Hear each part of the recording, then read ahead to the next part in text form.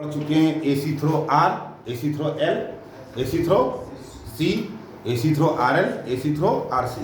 अब आज देखेंगे AC through R L C, मतलब R L C series circuit. तो क्या लिए? आर लिए, एल और कौन सा सी, और इसको क्या दे दिए? AC voltage. क्या होगी एसी वोल्टेज की इक्वेशन? V बराबर V not sine omega T. नहीं पढ़ो, ये क्या है? आर, ये क्या है? एल। बार बार चर्चा हो चुकी है।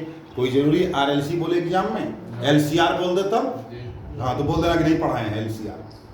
बोले एल सी आर पढ़ाए कहाँ? आर एल सी पढ़ाए हैं। देखो नोट्स में भी आर एल सी है रे। अरे भैया एल सी आर तीनों सीरीज में, बात वही हुई। पहले एल बोल रहे हैं, सीरीज में एलिमेंट हो तो करंट सब में सेम रहती है, इसलिए कोई फर्क नहीं पड़ता है। ठीक है, चलिए तीनों किसमें हैं? सीरीज में। तो तीनों की करंट क्या दिखाएंगे? सेम दिखाएंगे। दिखा दिए। अब आइए, रेजिस्टेंस में खर्च होने वाला वोल्टेज और रेजिस्टेंस में फ्लो करने वाली करंट किसमें होती है? सेम फेज में। इसका मतलब इसका जो वोल्टेज होगा इसी लाइन में दिखाया जाएगा। दिखा दिए भैया।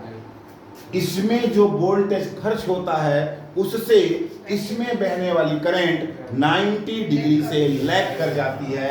मतलब इसका वोल्टेज कहां दिखाओगे? ऊपर लैग कर गई। और इसमें जो वोल्टेज होता है उससे इसकी करंट 90 डिग्री से लीड कर जाती है। ठीक है। अच्छा, कुल वोल्टेज निकालें। अब यही काम किए थे आरएल में भी और यही आरसी में भी। तो अगर टोटल वोल्टेज निकालना है तो क्या करना है? वीआर को, वीएल को और वीसी को, तीनों का क्या करते हैं? फेजर सम कर दें। तीनों का फेजर सम कर दें। आइए करें। ये क्या हुआ हमारा? ऊपर क्या हुआ? ध्यान से देखो, वीएल की वीसी, वीएल, और नीचे क्या हुआ?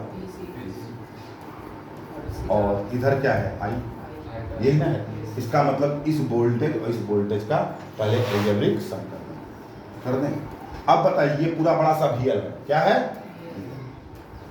यहां पे 3 केस हो सकते हैं, सीधे मत कहो, 3 केस। वैसे देखो क्या करना चाहिए, अगर टोटल वोल्टेज निकालना भी तो पहले वीएल में से वीसी को घटा दो, वीएल और वीसी का डिफरेंस लो। बोलो, वीएल बड़ा हो सकता है, वीसी बड़ा हो सकता है, तो वीएल माइनस वीसी या वीसी माइनस वीएल। तो हम तीनों को केस से ही समझते हैं। केस नंबर 1, मान लो अगर वीएल बड़ा है किससे? वीसी से। वीएल बड़ा है वीसी से, तो इसी फेजर को दोबारा बनाओ। ये हो गया हमारा वी आर, और वीएल ये दिखा दिए और वीसी ये दिखा दिए। दिख रहा है आपको कि वीएल बड़ा है? बोलिए। अब इस वीएल में से वीसी घट जाएगा, सीधे 180 डिग्री आउट ऑफ फेज है।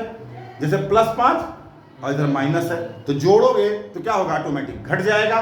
तो वीएल में से वीसी घटेगा। इतना ऊंचाई, उसमें से इतना घट गया, इसमें से इतना घट गया, इतना घट गया ना, तो कितना बचेगा? बोलो। ये बचा वीआर, और छोटा कर दो उसको। कितना छोटा हो जाएगा? इतना घट जाएगा।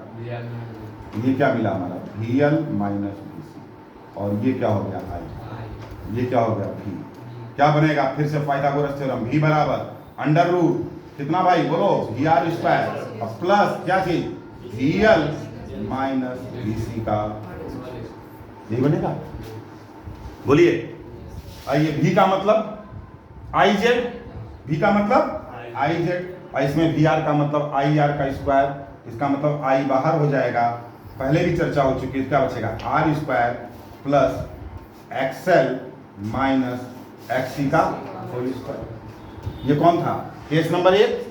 केस नंबर 2, कि हम क्या जानने गए भाई? हो सकता है वीसी ही बड़ा हो जाए वीएल से, हो सकता है कि नहीं?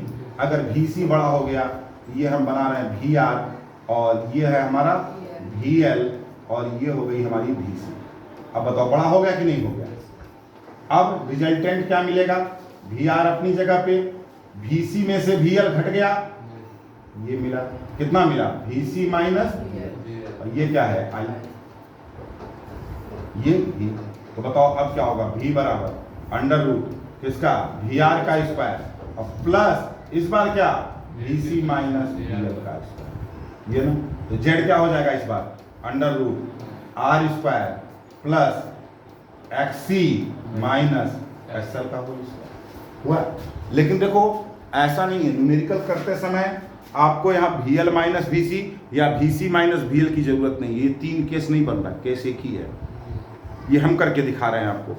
अगर सोचो देखो यहाँ VL 5 वोल्ट, VL 5 वोल्ट और VC 4 वोल्ट, तो 5 माइनस 4 कितना हुआ 1 का स्क्वायर क्या 1 प्लस 1। लेकिन अगर VL ही 4 वोल्ट रहे और VC 5 वोल्ट रहे और तब ये फार्मूला लगा दो 4 माइनस 5 क्या मिला -1 और -1 का स्क्वायर क्या हुआ 1 हुआ। बोलो तो छोटे में से बड़ा घटा दो या बड़े में से छोटा घटा दो, आंसर तो वही रहेगा हमारा। तो चाहे आप VL माइनस VC कर दो या VC माइनस VL। तो इसलिए हम लोग सीधे सीधे लिखते हैं यहाँ पे ये जो V होता है यह V बराबर लिखते हैं VR का स्क्वायर और प्लस VL और VC के डिफरेंस का स्क्वायर। VL और VC के डिफरेंस का स्क्वायर मतलब बड़े में से छोटा घटा। बोलिए बात समझ में आया।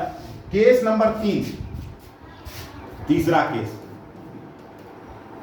केस अगर हमारा VL और VC बड़ा हो जाए, VL और VC बड़ा हो जाए, VL का मतलब IXL और VC का मतलब IXC। इसका मतलब अगर कोई कह रहा है VL VC के बराबर हो जाए, इसका मतलब हो गया कि XL XC के बराबर हो गया। VL VC के बराबर हो गया मतलब क्या होगा XL XC के बराबर हो गया। आइए अगर XL XC के बराबर है या VL VC के बराबर तो जरा फेयर देखिए, ये हो गया VR, जितना बड़ा VL उतना ही बड़ा VC, और ये तो दोनों बराबर हैं तो दोनों क्या कर देंगे एक दूसरे को कैंसिल आउट। क्या बचा ये बचा VR और ये I। वोल्टेज और करंट क्या होगा सेम फेज में। इसका मतलब जब VL और VC बराबर हैं या XL और XC बराबर हैं तो ये RLC सर्किट, ऑब्जेक्टिव क्वेश्चन है ध्यान दो, ये RLC सर्किट किसके जैसा बिहेव करेगी तो एक रेजिस्टिव सर्किट के जैसा। क्यों कह रहे हैं रेजिस्टिव सर्किट के जैसा, क्योंकि VL और VC कैंसिल, सर्किट का कुल वोल्टेज कितना बचा VR के बराबर और जो करंट के फेज में है। तो किस सर्किट में वोल्टेज और करंट सेम फेज में होते हैं रेजिस्टिव सर्किट में। इसका मतलब ये सर्किट किसके जैसा बिहेव करेगी रेजिस्टिव सर्किट के जैसा। फाई कितना हो जाएगा 0 डिग्री, फाई कितना, अरे वोल्टेज और करंट के बीच का अंतर 0 डिग्री। सर्किट किसके जैसा बिहेव किया रेजिस्टिव। अब कहोगे सर वो तो रेजिस्टिव बिहेव किया, इस केस में बताइए किसके जैसा बिहेव किया। तो इस केस में किसके जैसा बिहेव करेगा, ध्यान से देखो, वोल्टेज से नेट वोल्टेज हो गया बोलो VR, और ये कौन है VL माइनस VC, और ये क्या होगा नेट वोल्टेज। और नेट वोल्टेज से करंट क्या हो रही है 5 डिग्री से लैग कर रही है, 5 डिग्री से लैग कर रही। किस सर्किट में लैग करती है RL में, RL में ना, L में प्योर L में 90 डिग्री से और RL में कितने से 5 डिग्री से। इसका मतलब ये सर्किट अगर VL बड़ा होगा तो ये सर्किट किसके जैसे बिहेव करेगी RL सर्किट की तरह, और अगर VC बड़ा हो गया तो सर्किट किसके तरह से बिहेव करेगी। देखिए वोल्टेज से, नेट वोल्टेज से करंट क्या हो रही है 5 डिग्री से लीड कर रही है, मतलब किसके जैसे बिहेव करेगी RC सर्किट की तरह। अब आइए यहाँ पे एक वर्ड आता है रेजोनेंट की कंडीशन। क्या आता है रेजोनेंट। जनरली लोग कहते हैं रेजोनेंट की कंडीशन क्या है जब VL बराबर VC, या कह देते हैं XL बराबर XC। नहीं, आप ऐसे नहीं कहेंगे, आप कहेंगे रेजोनेंट कंडीशन। रेजोनेंट की कंडीशन क्या है जब सर्किट का नेट वोल्टेज किसमें RLC सर्किट में, किसमें RLC सर्किट में, जब सर्किट का नेट वोल्टेज और नेट करंट किसमें आ जाए सेम फेज में, तो सर्किट किसमें चली जाएगी रेजोनेंट में। अब बताओ ये RLC का ग्राफ था हमारा, फेजर था हमारा, नेट वोल्टेज और नेट करंट सेम फेज में हो जाए तो सर्किट किसमें चली जाएगी रेजोनेंट में। तो ऐसा कब हो सकता है जब VL और VC कैंसिल हो जाए। इसका मतलब सर्किट रेजोनेंट में कब जाएगी जब VL बराबर VC हो, XL बराबर XC हो। इसलिए कहता ऑब्जेक्टिव क्वेश्चन है कि रेजोनेंट की कंडीशन क्या होती है तो VL बराबर VC, XL बराबर XC। बोलिए बात समझ में आई। ये क्या थी हमारी रेजोनेंट की कंडीशन। तो रेजोनेंट की कंडीशन क्या हो गई कि XL किसके बराबर हो XC के बराबर हो। तो यहाँ पे हमारी कंडीशन को हम दोबारा लिख रहे हैं कि रेजोनेंट की कंडीशन क्या हुई हमारी, रेजोनेंट की कंडीशन हुई VL बराबर VC, तो VL का मतलब IXL और यह बराबर किसके IXC के, I कट गया मतलब XL बराबर XC। तो यहाँ पे हम लोग निकालेंगे रेजोनेंट फ्रीक्वेंसी। क्या निकालेंगे रेजोनेंट फ्रीक्वेंसी, मतलब वह फ्रीक्वेंसी जिस पर VL और VC बराबर हो जाएं, या वह फ्रीक्वेंसी जिस पे XL और XC बराबर हो जाएं, उस फ्रीक्वेंसी को क्या कहेंगे? रेजोनेंट की फ्रीक्वेंसी। तो रेजोनेंट की कंडीशन क्या निकली? रेजोनेंट की कंडीशन निकली XL बराबर XC। XL किसके बराबर? 2 पाई FL। देखो सारी चीज पुरानी आ रही। XL की वैल्यू किसके बराबर होती है? 2 पाई FL के बराबर, और XC की वैल्यू 1/2 पाई FC। या किधर भेज दो, क्या हो जाएगा? F square. बोलो भाई, F स्क्वायर बराबर 1/2 पाई यहाँ, 2 पाई यहाँ, 2 पाई को नीचे भेजो, कितना हो जाएगा? 4 पाई स्क्वायर। L भी नीचे आया और C अपनी जगह पे, तो ये F स्क्वायर मिला। तो F बराबर क्या करोगे? अंडर रूट करोगे, तो 1 का अंडर रूट 1 होगा, 4 पाई स्क्वायर का क्या हो जाएगा? 2 पाई, और रूट L से। ये हो गई हमारी रेजोनेंट, ये हो गई रेजोनेंट फ्रीक्वेंसी। इसका मतलब, इस रेजोनेंट फ्रीक्वेंसी का मतलब समझो कि ये RLC सर्किट है, ये RLC सर्किट है। हम चाहते हैं ये सर्किट किस में चली जाए? रेजोनेंट में। ये सर्किट किस में चली जाए? रेजोनेंट में। तो यहाँ पे कुछ L लगा है, कुछ C लगा है। तो L की वैल्यू और C की वैल्यू रख दो यहाँ, अंडर रूट कर दो, 2 पाई से मल्टीप्लाई कर दो, और 1 में टोटल वैल्यू से डिवाइड कर दो। जो जितनी वैल्यू आएगी, जितना मान आएगा, उस फ्रीक्वेंसी की सिग्नल अगर दे दें, उस फ्रीक्वेंसी की सिग्नल दे दें, तो इस RLC सर्किट में इसका VL और VC बराबर हो जाएगा, XL और XC बराबर हो जाएगा, और नेट वोल्टेज नेट करंट के फेज में हो जाएगा, और कहेंगे सर्किट हमारी किस में है? रेजोनेंट में है। सर्किट हमारी किस में है? रेजोनेंट में है। बोलिए, बात समझ में आया रेजोनेंट फ्रीक्वेंसी का मतलब? एक चीज और आइए, क्यों भाई?